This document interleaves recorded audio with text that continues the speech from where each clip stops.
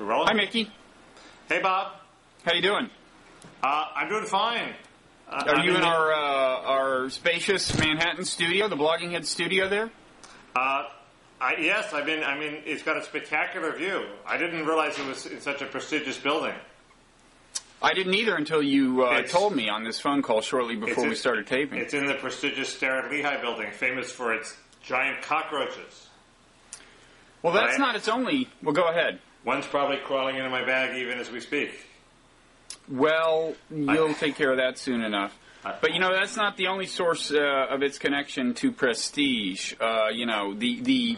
We are actually, our studio there is hosted graciously by Alex Gibney, the now Academy Award-winning filmmaker, whose headquarters you're really at. Who I chickened out of a debate with. That's right. I challenged you to a debate with him, and you chickened out. That's true. No. I'm glad you remembered that. It'd be a 3-minute debate, and the Academy has spoken. He won the award. He won the award. I haven't been there to Alex Gibney World Headquarters since he won the award. Can you pretty much smell the serotonin as you walk through the door there? They seem to be a bunch of happy people, but they share it with a lot of other filmmakers. So I haven't figured out which people are Alex's and which people are not. But have you run into Alex there? Brush with greatness? No brush with greatness yet? No brush with greatness. But anyway, they're very nice here. Mm-hmm. But I just wanted to call you out for this this John Alter stunt you attempted to pull last week, where you were going to market my humiliation at the hands of John Alter to the left. And what you forgot is that John Alter is a neoliberal himself. So if you have me debating a guy who says he loathes the teachers' unions and doesn't pretty much like government worker unions at all, and was for the Iraq War, the left isn't going to link to him. And the left, I believe, did not link to it, and whereas my friends on the right did. So there. Well, I was hoping it's true that that some people, not necessarily on the left so much as Mickey haters, which is really a pretty eclectic group, because, he did give you a dressing down a couple of times, and I was hoping somebody might latch onto that. But the person who did, of course, not link but embed was Instapundit. Yeah. If Robert Farley doesn't link to it, I don't think it's going to get linked. I noticed he did a Blogging Heads. He's the number one. He's done several. He's the number one Mickey hater in the blogosphere. Well, are you challenging him to link? Because I think that'll do it. I challenge him to link, sure, but you're asking whether he's man enough to link, Mickey? You always appeal to this alpha male competitiveness, and it's not a good management technique, Bob. Well, I'm not anybody's boss really, so management's not the word. We're all beta males here. We're bloggers. Yeah, you're right. Everyone but Alex is a beta male. Well, listen, I saw this headline, Mickey, on the Washington Post website today. This was the lead headline, and here it is. You ready for this? Yeah. Clinton's rout in West Virginia might not be enough, it says. Of course, so according to the Washington Post, Hillary Clinton may not win the presidential nomination. They know a lead when they see one. I'll tell you, it was in big type. It really got my attention. So she may not win. Everybody's talking about why she's still in the race. That's my question, actually. Topic of conversation. The first thing to say is, why she's in the race. I mean, I think she wants to be vice president. I don't think she's going to get it. At least she's going to make his life miserable and make him get her to let him off the hook for he doesn't want to have her on the ticket, but the voters, and this is a point that Chuck Todd makes on First Read, the voters don't understand this politics and would like a unity ticket of Hillary and Obama. They don't understand why it's a disaster. So he has to somehow have some excuse for not putting her on the ticket, although maybe it would be a nice sort of macho put-down move. But he needs women voters. This is a point that Mark Whitaker, former editor of Newsweek, made last night, is if you put the Obama coalition together with women, you have a winning coalition and you don't need the white males. So that's why he would need her, and that's why it's a plausible ticket. But obviously, I thought Dick Morris's column today was dispositive. I mean, what a disaster! What's the presidency worth if it comes with Hillary Clinton scheming against you as vice president? Was that the essence of his argument? But see, I think that's wrong. Okay. I mean, as I understand, I just heard Dick Morris's column quoted on TV, and it said that, if he was in the White House with her, he would have to, always be watching his back. You know what's wrong with that analysis? I don't. I think that's right. I think that analysis is right. No, it's wrong. Okay.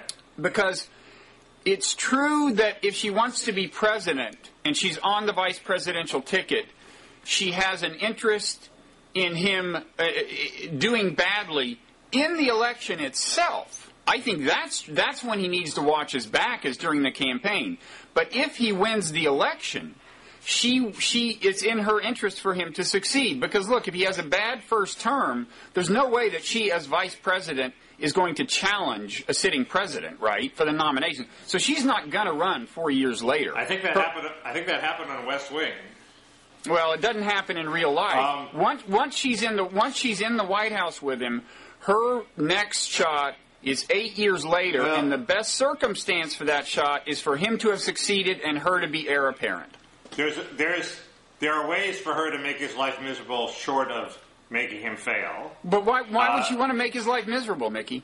Well, I mean, rationally. She wants to seed her people in the government so she has a base for the future, and he may not want her people in the government.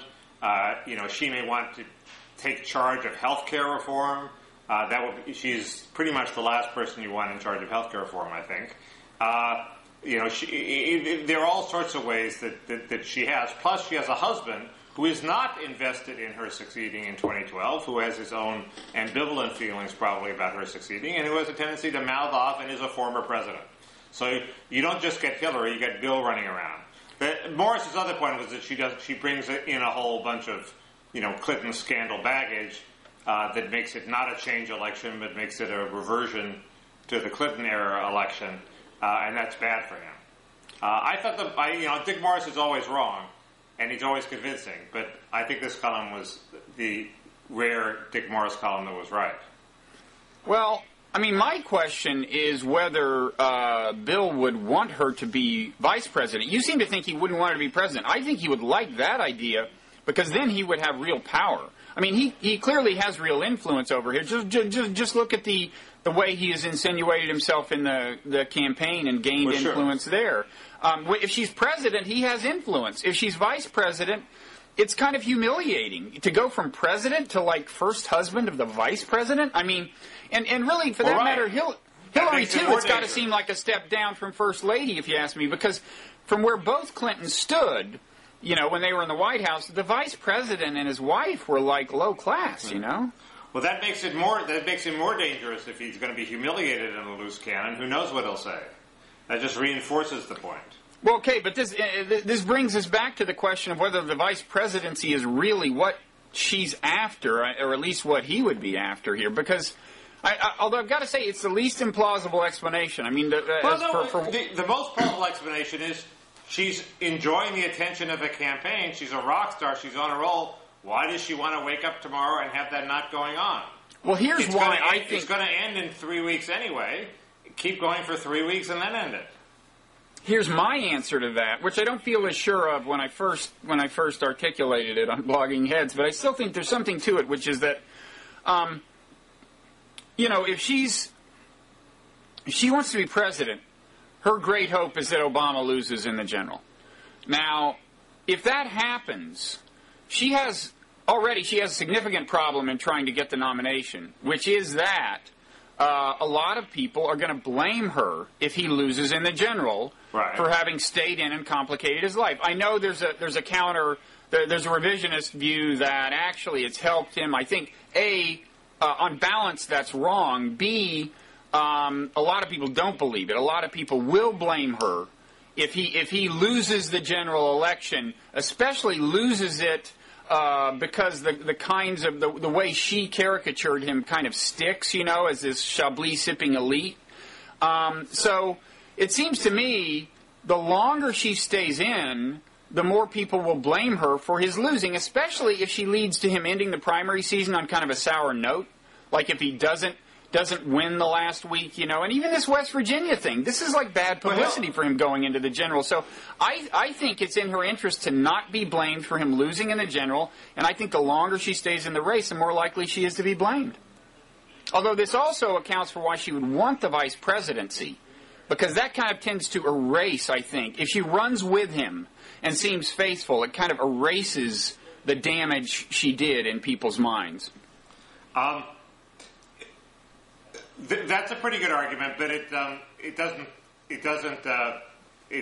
contradict the Morris argument, which is that it's not in his interest to have her as vice president. No, but I'm talking about two different things. I'm explaining right. Why is she staying in the race? This is the mystery to me. And you said, well, what's to lose? And I'm telling you that especially if she stays in the race and does not become the vice president, I think I think it diminishes her chances of being able to run for president in 4 years if he loses the general. It makes sense. I guess I sort of think that she wouldn't be crazy to figure that in 6 months from now, so much will have happened. Suppose she drops out on June 4th. So much will have happened in the campaign. If Obama loses, he will have screwed up so badly that nobody's going to say, oh, if only Hillary had dropped out 2 weeks earlier, 6 months ago, he would have made it. The damage he's inflicted has been pretty much mostly self-inflicted. Well, but wait. I mean, even if you look at it closely, the most damaging thing, I think, is not Reverend Wright. It's the bitter comment. It's clinging to religion and guns, which I think may yet lose him the election. And he dresses in Burberries. Well, there's that. But just as a kind of technical matter, that would definitely not have happened if she had dropped out back when a lot of people thought she should have dropped out. The context of that remark happening was a coming primary contest with her after a lot of Obama enthusiasts thought she should be out of the race. Well, that's a but-for causation. It's what he thought, and at some point in the campaign he probably would have said it when he was tired. So yeah. I do think Reverend Wright was going to happen anyway, and it's just as well he got it out of the way. But I also think she has worked hard to caricature him in just the way McCain will want to caricature him. The latest poll shows, by the way, that Reverend Wright is still a problem because of it's a little bit this Jerry Skurnick true electorate theory. All these voters in the focus group hadn't even all they knew about Obama was Reverend Wright. They didn't even follow his denunciation of Reverend Wright if they didn't have to vote that day. So he has to continually sort of denounce Reverend Wright. It's not enough to denounce him once and figure, well, everybody knows. He's a continuing problem, apparently. But the key point, I think, in yesterday's election was not, and this is now the conventional wisdom, was not West Virginia, it was Mississippi.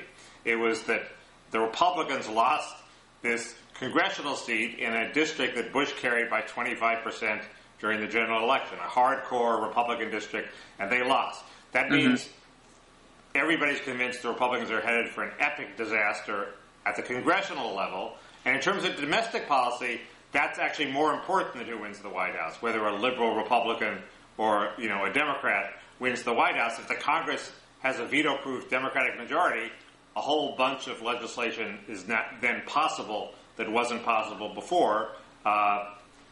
Immigration reform, which I don't like, health care reform, which I do like, and card check, which I don't like. So those are three big things that hinge on Congress, not the president. The card check, I guess, and health care reform, McCain might veto, but it's whether the Democrats get a huge majority in Congress is hugely important, and it looks like they will. It seems that way, yeah. Encouragingly for Obama, one of the seats that I guess they picked up in Louisiana a couple of weeks ago was that a House seat where the Republicans tried to win that special election by associating the Democratic candidate with Obama, and this was in the wake of Reverend Wright and Bittergate and everything, and it didn't work, right? They did in this one too. And it didn't work. Right. So Obama should be cheered by that.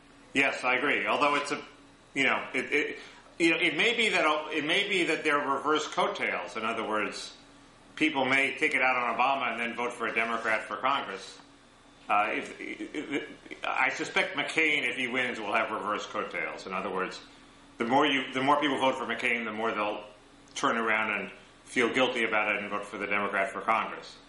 I doubt that. I guess that doesn't happen with Obama, does it? But so I don't know. I'm not sure about reverse coattails. It's a concept I've never pondered. Well, Nixon famously had reverse coattails.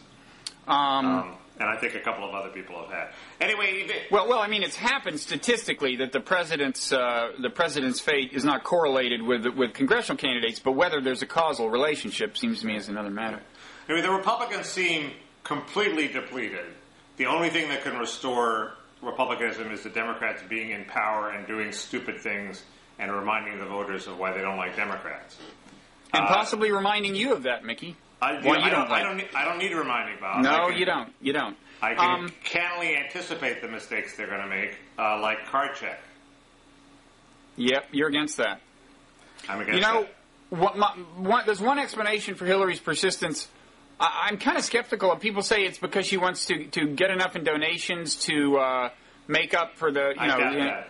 Yeah, because don't you think it's unlikely that the contributions are coming in faster than money is leaving the campaign? Yes. Seems. And Obama, with his vast donor base, has an excellent chance of paying off her debt. So, if I were him, I would lay down terms for that right now. I mean, there's no free lunch, honey. We're waiting for him to act like an alpha male, but I guess he has to be delicate because women don't like men running around dictating things to women, I suspect. Yeah, I was kind of thinking he might put the hammer down in another way, too, which is have a big announcement of superdelegates like the morning after West Virginia, which was this morning, and I don't think he has been slowly accumulating the superdelegates. He gets 2 or 3 every day. I don't know why he doesn't do that. I guess he's trying to, kill her gently, I think. I think that must be the strategy. That ain't the way she'd be killing him right now, I don't think. That's true. I had one more thought, but it's gone. Well, we've reached the age where that starts happening, Mickey. Tell me about it. We have thoughts, and they just leave. But it will be back. It'll be back. Just not in time for our viewers. No. That's true.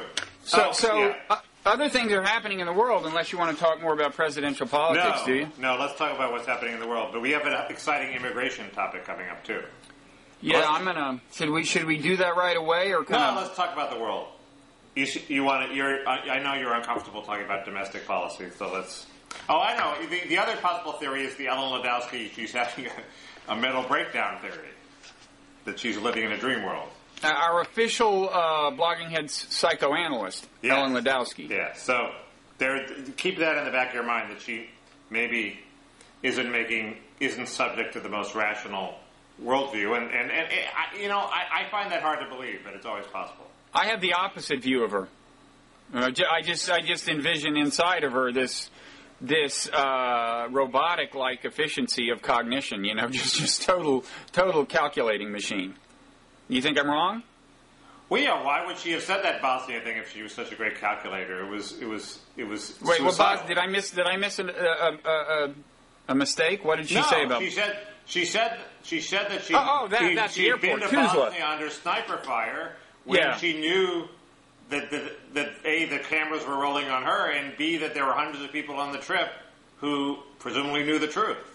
I think it's possible, the way human memory works, that it's a story she had told in increasingly exaggerated form over the years. And the way the human mind works, this is really true, is as you do that, your memory catches up with the story so that you really think. You really believe it. I think it's possible she believed it when she said it, but not because she's psychotic, just because she's human and is prone to exaggerate. I tend to think that, but that still contradicts your 100% cognitively aware calculating. Okay, she's 97% robot and 3% organic then. Yeah, okay. So a lot of deadly storms in the world. A kind of uncanny sequence almost. I mean, you had Burma and you had China, and then in the middle you had all these things in the Midwest of America on a much smaller scale, although they got about equal headline space. And this has occasioned a certain amount of comment. The one thing, actually, before we talk about the question of whether to invade Myanmar to save it, is I just noticed a story in the New York Times about China noting, consistent with various things I've said, that the aftermath of this natural disaster is very different from that of others in China's recent history, in that it's much more open to the media, much more transparent, and also the Chinese are more competent about handling it. But in the old days, they used to keep these things obscured from world view. So there is more transparency in China, at least in the wake of disasters. And this is evidence of your theory that China is on the path to freedom and democracy. Well, that in general, technology is making places more transparent unless they choose to totally insulate themselves from the global economy, as Myanmar has done and as North Korea has done. But yeah, that if countries choose to pursue prosperity in a plausible way, they have to become more transparent, and they have to some extent, decentralize power within if they're authoritarian societies within society. Yeah. Yeah. Well, but with Myanmar, this does present the issue of whether you should override national sovereignty and just go and give them aid, even if their junta doesn't want the aid delivered. And it is a slippery slope. I mean, I remember I was worried a few years ago that if you use human rights as a justification for invading Iraq, well, the definition of human rights has been watered down so much that you would wind up invading everywhere. You would have an excuse to invade all over the world, and my human rights people told me I was crazy, but it is a slippery slope, and my solution is the legalistic solution, which is if the UN authorizes it, go ahead. If it doesn't, you can't. But that's very unsatisfying when there are people dying. So... Yeah, there was a piece, an op-ed piece in the New York Times by Robert Kaplan that I thought at first was advocating invasion, but I think it turns out he was just weighing the pros and cons. I mean, he favored the Iraq invasion, and that maybe has made him given him pause in cases like this. But is this Robert Kaplan or Lawrence Kaplan? Robert. Okay. And then there was a Fred Hyatt. Fred, he's runs the Washington Post editorial page and op-ed page, piece complaining that the United Nations was not forcefully inserting itself. But he wanted them to insert themselves even before the storm to get rid of the junta. Is that true? Well, that's what the thrust of the piece that you sent me was applied pre-storm as well as post-storm. No, I should read these pieces I send you, I guess. I thought I read that. It applied to both. Well, I guess it would apply, because what he was citing was this business of the duty to protect or something, that if a government fails in its duty to protect its people, then the UN can justifiably intervene.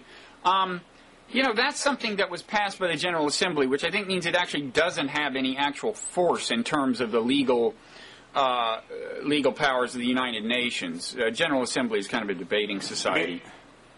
On the corner, where they're very amenable to, which is the National Review's group blog, where they're very amenable to intervening, I think they've reached the conclusion that an intervention would probably cause more damage than it's worth. But they have a whole bunch of countries that are lined up next to intervening, Zimbabwe being number one on the list, I guess. And Sudan, and it just, it eventually, it slides very easily into, you have a dictatorship we don't like, so we're going to find an excuse to find you failing to protect your own people. Right. But, I think I agree with you that if this kind of thing is going to happen, it should be done by the UN, and if the UN opts not to do it, it doesn't get done. And I guess it bothers me a little when people who disregarded the United Nations in the run-up to Iraq, and that I think includes Fred Hyatt, at least in the sense that he didn't want to pay any attention to, he wanted to disregard any authority that a lot of people thought the United Nations had in that case, because he wanted to invade Iraq. Now saying that the United Nations should exercise this authority in this humanitarian way, I just think you can't have it both ways. If you want the United Nations to have real power and real authority, you have to respect its authority across the board. That's the only way you turn it into a strong institution that has actual legitimacy. What his position seems to actually be is that the United Nations should do whatever he personally feels like should be done at the time. If the UN opposes his invasion of Iraq, then the UN is wrong, and that's gridlock it's illustrating, and we should defy its authority. But no, I mean, you know, either you build it up as an international institution or it doesn't work, I think. I wonder if there's any way to salvage his position as if, you know, if the UN should intervene, but if it doesn't intervene, we can intervene when we can. The only problem is we can't now because A, we don't have the force, and B, we don't have the, you know, Iraq has sort of sapped our moral authority. So he even advocates that we not take the lead against Myanmar, that we prop up some other nation as the lead nation because we're so disrespected now. But if we were respected, if we hadn't invaded Iraq, then he could argue, well, you know, if the UN doesn't do it, then the fallback position is we can do it ourselves. I mean, you could come up with some sort of principled position that would, I think, fit his position. I don't know if I'd agree with it, but. Well, that's certainly the position he took in Iraq itself. I'm sure it would have been fine with him if the UN had backed this, but if it doesn't, you ignore it. I'm just saying that as a practical matter, if you go around undermining the authority of the UN in that fashion, it's just not that reasonable to expect that it will be this robust institution whose legitimacy is widely respected, or that people will pay attention to you when you assert that now its legitimacy should be respected. Because it isn't just that we didn't do what the UN thought would be done. I mean, technically, we violated international law as embodied in the United Nations when we invaded Iraq. You know. Well, I think that's putting. I mean, as you know, you convinced me to be against the invasion, and I was convinced when I read the UN resolution, and it obviously did not cover. It was obviously not a resolution that authorized the United States to go to war. But there's a colorable argument that we were already authorized by previous resolutions. So I don't think we were necessarily in violation of law. It just wasn't clear. I don't know what resolution authorized that war. I mean, there was a resolution demanding that he let inspectors in to look wherever they wanted, and he did it. I don't see that.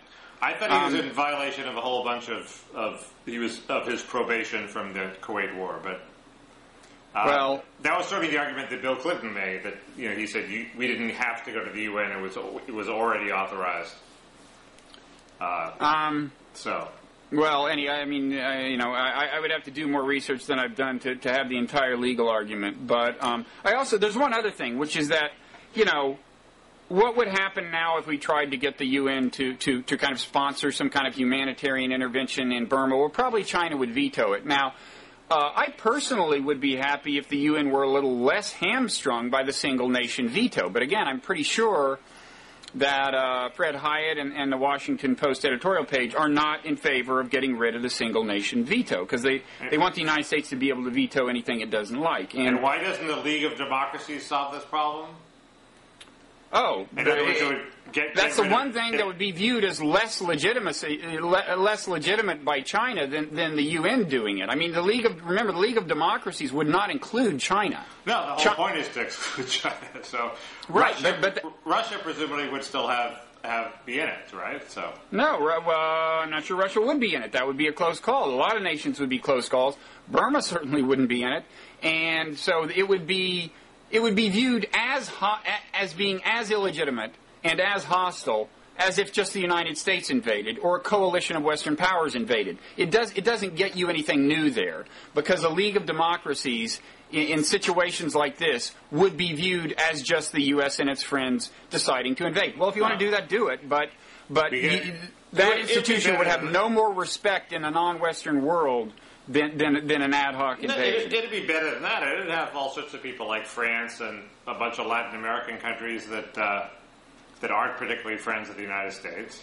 Well, what I mean is China would have at least as great an incentive to undermine the efficacy and authority of that body as it would have to oppose just a Western invasion. Because we would be creating this big international body and saying, this is the arbiter of truth and justice, and this is the institution that can invade anybody who wants to invade. And China, you can't be in it. And Russia, probably, maybe, you can't be in it. Arab states can't be in it. So basically, not coincidentally, neocons favor this idea, and not coincidentally, the two cleavages it would deepen are between us and China and us and the Arab world. Those are, a lot of policies favored by neocons and people like Fred Hyatt have the effect of deepening those cleavages. What's China going to do? Fight with United Nations troops in defense of the junta in Burma? Well, is it going to do that if just we invade with our friends? Whatever it's going to do if we invade with our friends, it's going to do if some League of Democracies invades. That's what I'm saying. And the League of Democracy would have no more perceived legitimacy than an ad hoc. Why wouldn't this create an incentive? I'm just speculating. Wouldn't this create an incentive for China to become a democracy, to join it the way there's an incentive to join the free trade regime? No, because there aren't the immediate benefits that the free trade regime boosts China's prosperity right then and there, and the threat and the kind of democratizing effect of free enterprise is kind of subtle and down the road, and China thinks it can kind of hold that off for a while. That's a different incentive. Well, Mickey, we just had an extremely rare Blogging Heads technical calamity, and I'm happy to say I was not involved in it. I can't speak for you. I wasn't involved either. It was an act of God. Okay, well, apparently what happened was that after you asked me some question about China, your end went dead, so I guess we will give me the last word on that subject. Whatever I said in response to that question is the definitive word, and then the various things we said afterwards, oblivious to the fact that your camera had died, will be lost to posterity, sadly. I think that's right. Your answer was good. I just wanted to coax it out of you. It was about how... well, you are the straw that stirs the drink, Mickey. Why economic benefits appeal to the Chinese regime, whereas admission to the League of Democracies does not. Maybe that is what I said. I think that's what you said. Whatever I said is I'm sure true. Yeah. So we're going to talk about immigration now. Yeah, there's been this study came out from the Manhattan Institute. It's one of these made-up PR facts, an index of assimilation. Bill Bennett has his virtue index. There's the misery index. You put together a whole bunch of measures of something, and you throw them all into a stew and say, we have this one number ready for public consumption of how immigrants are assimilating. And it was written up by Nerith Eisman in the Washington Post, and then there was a piece by Howard Husak in the New York Sun.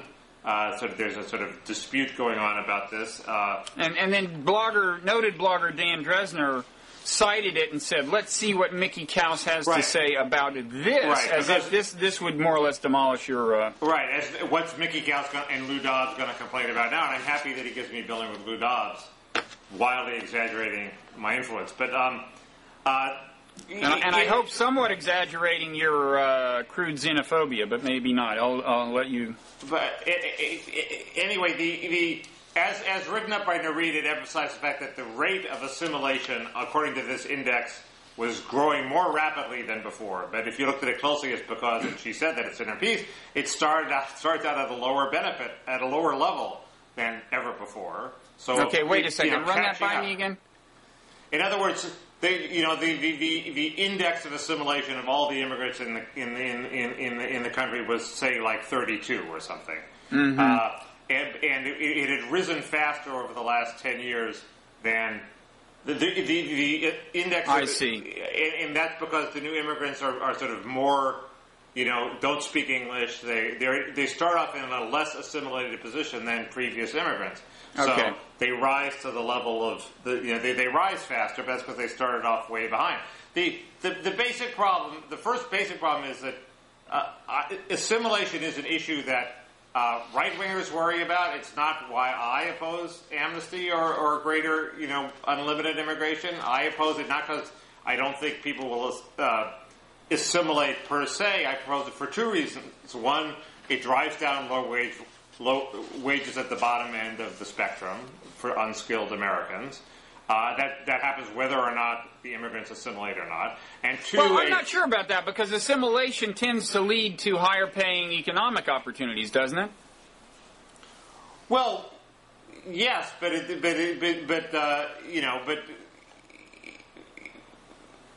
the laws of supply and demand are that, if you have a greater supply, it'll bid down the price. Yes, maybe assimilation bids down the price a little less, but that's not the major.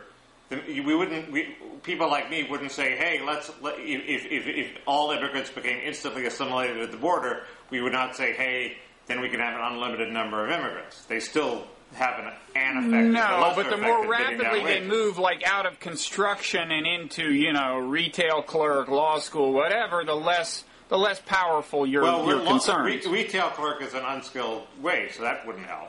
But it still has an effect. The Democratic, I believe that the assimilative power of American culture is great. I think for the vast majority of immigrant groups that come, it's very powerful. The problem is, in addition to the low-wage effect, there is one group where assimilation doesn't seem to be working as well, and that's Mexicans, who are the bulk of the immigrants now. And this study just confirmed that, as Howard Husak pointed out, the Mexican assimilation score was awful. Everybody else is doing fine, but the one one worries about, this just confirmed that there's a reason to worry. They assimilate, but very, very slowly. And I also question whether this measures what we want to measure. My worry is not that Mexicans won't advance in American society. You can't live in Southern California and not realize that they advance very quickly economically. The worry is that, unlike any other immigrant group, their country is a neighboring country that has a legitimate claim to large portions of the American Southwest. Unlike anything else that was there before. That's what was wrong with what Matt Iglesias blogs about. It's not parallel to what was before. They move back and forth across the border and maintain ties to their native country to a much greater degree than the Italians, who were the great example of a sort of group that maintained homeland ties previously. And it's a potential problem. So those are the two problems, and they're not addressed by this study. Did you mean Matt Iglesias when you said what Matt Iglesias blogged about? Yeah, Matt Iglesias blogged and said, well, this study shows that the immigrant groups that previously came didn't assimilate quickly either. It's not like they went to the Hull House and immediately became Americans. There were generations of Yiddish theater and Italian, and that Italians went back and forth between their native Italy and the United States, depending on how work was. Yeah, but it was a lot harder to get to Italy than it is to get to Mexico. So the ties of Mexicans are much, much stronger. There's not an ocean in between, and that's a big difference. I guess, but you would concede that assimilation would make less likely some sort of, what is it, irredentist? Is that the word claim on the land? But that's the point. This study does not go to the question of whether the Mexicans who have jobs, marry, and become citizens still have an allegiance to Mexico that's unlike any of the allegiances that previous immigrant groups have had. You got to think thorough assimilation would lessen that linkage to the homeland, and B, you said, well, Mexicans, according to this study, are assimilating really slowly. Well, let's be careful here. I mean, the index of assimilation is divided into these different parts. There's civic assimilation, there's cultural assimilation, and what the New York Sun piece says is, when only cultural factors are considered, Mexicans score almost as high as Vietnamese and higher than immigrants from countries such as India and China. Now, cultural includes things like adopting the language. So what are Mexicans scoring low on? Well, in the civic dimension includes things like being a U.S. citizen, serving in the armed forces. Well, obviously, if you're an illegal immigrant, you're not a U.S. citizen. You're not going to be in the armed forces, probably. So that seems to me a very, misleading way to characterize the result. I mean, in other words, illegal immigrants are not assimilating in ways that follow just by the definition of being an illegal alien, right? But in other respects, in the cultural respects, they are assimilating. But the cultural respects are the very respects where you would think being illegal would stop them, no? I mean, the point is... Well, then we should celebrate all the more wildly. Live by the study, die by the study. I don't think the study measures most of what I worry about, okay? I worry, do they feel... some sort of strong attachment to Mexico in a way that other immigration groups haven't? Do they think that basically they're not entering a foreign country, they're entering a part of Mexico that was stolen by the United States. So they're not really immigrants. They're really, as the signs of the demonstration say, they're entering Mexican land. That's what I want to measure. This study doesn't measure it. But if you live by the study, you got to die by the study. If you're going to say, oh, it's great, their assimilation scores are rising, then people like me are allowed to point out, yeah, but for Mexicans, the assimilation score is really awful. No, but wait, Mickey. I mean, if the only dimension along which it's awful, or the primary dimension along which it's awful, just follows from the definition of being an illegal alien. And in other respects, they're making remarkable progress toward assimilation, given that they're illegal aliens. It seriously undermines your concern that these people will never be assimilated. It's awful. Because if you change their status to legal, then the index would change just like that overnight. It's awful on 2 of the 3, and there's no... You're just hypothesizing that if all of a sudden they became illegal... let's have a study and see how the legal Mexicans are doing. I'm saying you could look at their scores. The study doesn't do that. If one of the main things holding their assimilation score down is the status of being an illegal alien, then you can look at the data and show that their assimilation index would grow appreciably if you just change the designation. I don't think are you an illegal alien was a question on that they measured. I think are you a citizen was, Mickey. Are you a citizen was? That's a different issue. Well, it's a different, but if you're an illegal alien, you can't be a citizen. Well, that's right. And if they made them legal, many of them would opt for citizenship. So on this one measure, well, let's break out a study of the legal portion of the Mexican community and see how they do. This study didn't do that. But look, there are only 3 dimensions. Cultural, civic, and one other one. And they did badly on 2 of the 3, and you're saying, well, they did this other one. Well, fine, but civic, according to these articles, one of those 2, all that's mentioned in this article, at least, is being a citizen and serving in the armed forces. 2 things you're just not going to do if you're an illegal alien. So, I think you'd really have to look closely at these numbers to see whether they are grounds for despair. More closely than I've looked at them, more closely than you've looked at them. I think the probable conclusion is that the study is not worth the hype that's been given to it because the numbers you may be right, but you were citing close inspection. You may be right, but you were just citing a few minutes ago the Mexican part of the findings as being in favor of your argument. I mean, you got to make up your mind. Well, is this study worth paying attention to or not? They're not, for reasons I just said. You hypothesize they have a terrible score. You hypothesize that the terrible score would be cured if we had an amnesty. That's not in the study. That's your hypothesis. I'm saying you shouldn't hype the study as showing that that people are assimilating really well when the study shows they're not. And all you have is a hypothesis that, well, we can explain away the bad score. Well, I'm saying you shouldn't do what you did, which is to say the study shows a disturbing failure to assimilate, when largely what that finding reflects is the fact that if you're an illegal alien, you can't be a citizen or join the army. Well, maybe you take away, that's just not an interesting finding. We know that.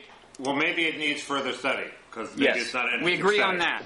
But anyway, assimilation isn't the problem. Assimilation is a right-wing concern, and it's used to justify amnesty because, this Husak article says we need a government program to assimilate them more quickly. Well, gee, that'll work. That'll work as well as a government program to encourage abstinence among teenagers. It ain't going to work. So the solution is not to let millions and millions of new people in on the grounds that the government is going to wonderfully have an assimilation program. The answer is to control the borders and not let millions and millions of new people in until we're ready to absorb them. Well, okay, but there's separate issues here. One is, can the government induce assimilation? The other is it happening at an encouraging rate? And if illegal immigrants, as this suggests, are actually picking up the English language remarkably quickly and in other cultural respects assimilating, I would just call that encouraging. And I would think it lessens the likelihood in the long run that there's going to be some irredentist claim on Southern California and you're going to have to find a new apartment. Well, there are parts of America where Spanish is the primary language and you don't have to learn English. So it's not clear that this study captures them. So we agree that further study is in order. Yes, but hype of one shouldn't hype the the undefinitive study, and also it's irrelevant. It's not the direct issue. The direct issue are these two other concerns. Did I hype it? No, the Washington Post did. Dan Dresner did. Actually, the stuff in the Post, if you read the whole piece, was, I thought, reasonably, ultimately balanced. You're right. The Post and Dan Dresner can fend for himself. Now, there's another guy. If I say, are you willing to argue with Dan Dresner on Blogging Heads? You will shrink away from the camera. You're probably out of view now, aren't you? No, I'd argue with Dresner. You would? Yeah, he's not a...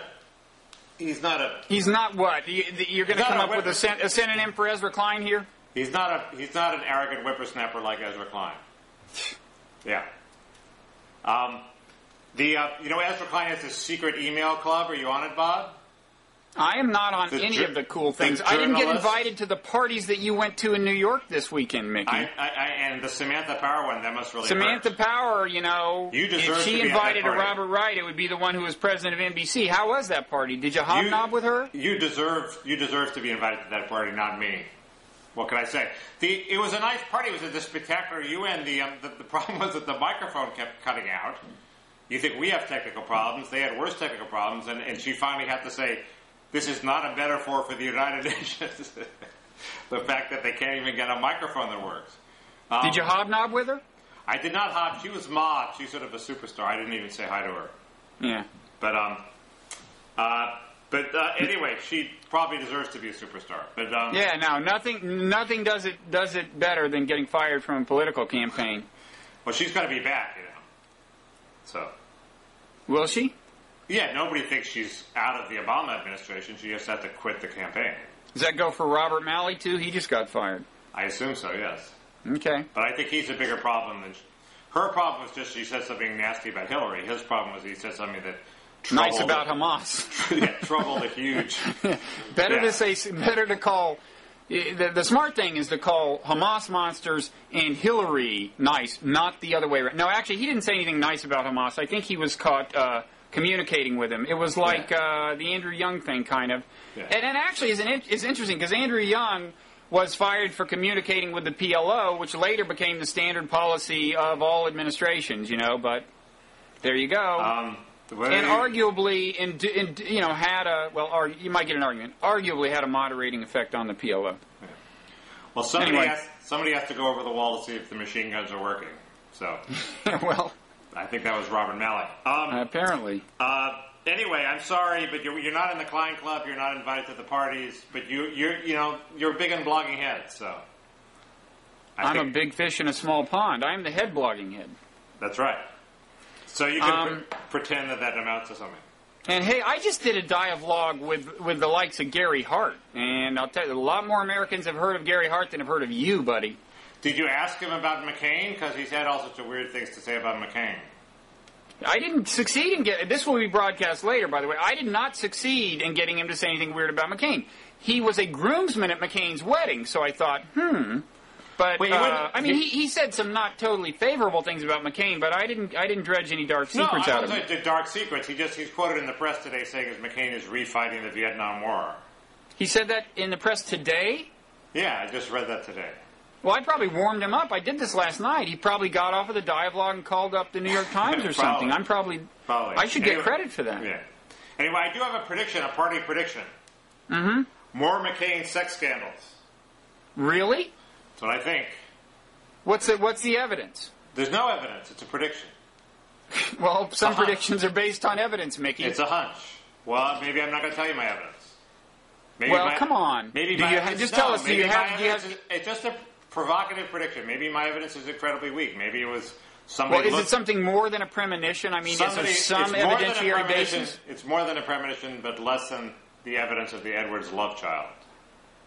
And that didn't exactly take the world by storm, although it still makes a weekly appearance in your blog. That's the only place anybody discusses it. So in other words, this will be one of these things where Kausfiles declares that there's a sex scandal and no one else pays any attention. No, I didn't declare there's a sex scandal. I just predicted. The Edwards thing, I think there is a scandal. The night is young. So this would be like, what, the Washington lobbyist that he allegedly had an affair with? I don't know what it is. Something in his past. Something in his past. It's not happening now. I suspect you're right, yes. So it's something in his past. Is it bigger than a bread box? I haven't the faintest idea. I've said all I know. Okay? The fact that Gary Hart was a groomsman at his wedding doesn't make it less plausible. Let's put it that way. Mickey, I try to maintain a dignified website. I work at it. And I try to destroy it. So there. Makes you wonder why I try. Yeah. Anyway, but So you don't have any more details about McCain's sex scandal? No, I do not. It's a prediction. Would that ever make my day? I hope you were more effective at prying information out of Gary Hart. Not at all. Not on that front, anyway. Okay. Okay. Anyway. On that note of disappointment. Yeah, sorry about that. Maybe there'll be a brighter day next week. You mean maybe the details will come out? No, just maybe you won't be disappointed. Okay. On some other front. Well, listen, you can go back to the green room in the Blogging Heads Manhattan studios now and finish off those M&Ms, okay? Okay. All right. Thanks a lot. Yep. See you next week. Okay. Bye.